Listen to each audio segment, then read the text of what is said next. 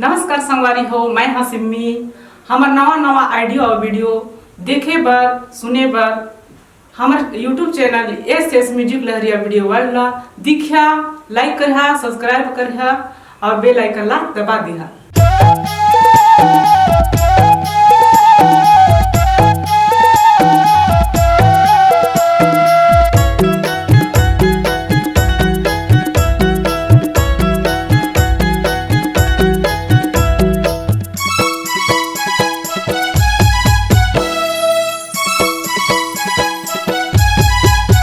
बाबा हो के चमत्कार, पेपर छपके अखबार, जगह जगह सत्य के प्रचार होते।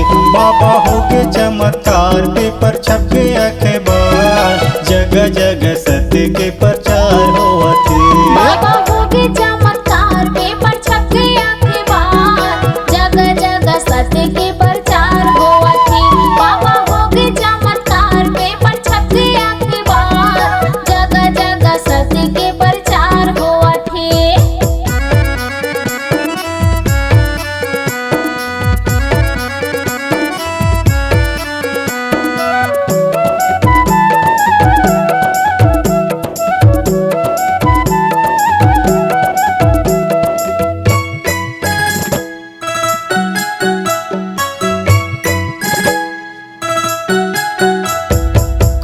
भगड़े है जोड़ा खम भगड़े है, झंडा लगे ही सादा झंडा लगे है। खम भगड़े है जोड़ा खम भगड़े है, झंडा लगे ही सादा झंडा लगे है।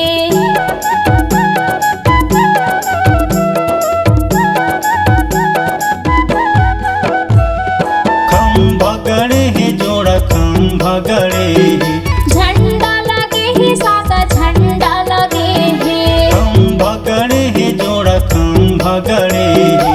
झंडा लगे ही सादा झंडा लगे है। कोनो साधु जोगी होगे कोनो रचनाकार, कोनो साधु जोगी होगे कोनो रचनाकार। बाबा होगे चमत्कार, पेपर छपके अखबार, जगह जगह सत्य के प्रचार होते।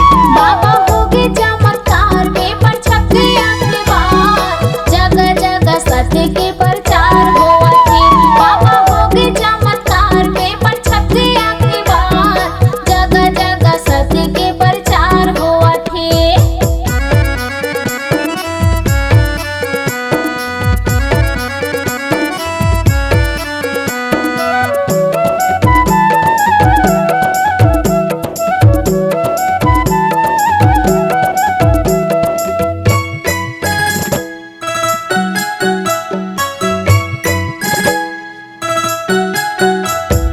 दिल्ली में बसे है बाबा, हृदय में बसे है। लागत हवा सारम साही मंदिर तोर सजे है। दिल्ली में बसे है बाबा, हृदय में बसे है। लागत हवा सारम साही मंदिर तोर सजे है।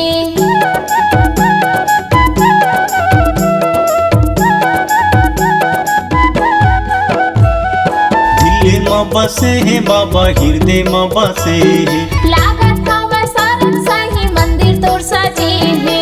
दिल्ली में बसे है बाबा, हृदय में बसे है। लागत हवा सारम साही मंदिर तोर सजे है। नामा का तुर जादू हवै महिमा है अपार, नामा का तुर जादू हवै महिमा है अपार। बाबा होगे चमत्कार, पेपर छपके अखबार, जगह जगह सत्य के प्रचार होते।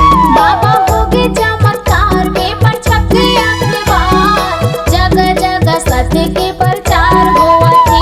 बाबा हो के चमत्कार, पेपर छपके अखबार, जगह जगह सत्य के प्रचार होते।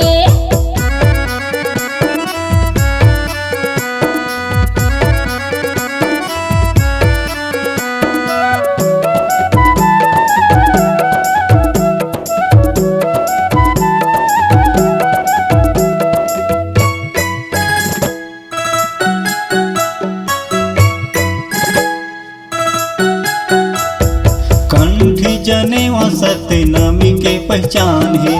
आँखें मूंदे बैठे बाबा, चारों डहर ध्यान है। कंठी जनेवा सत्य नामी के पहचान है। आँखें मूंदे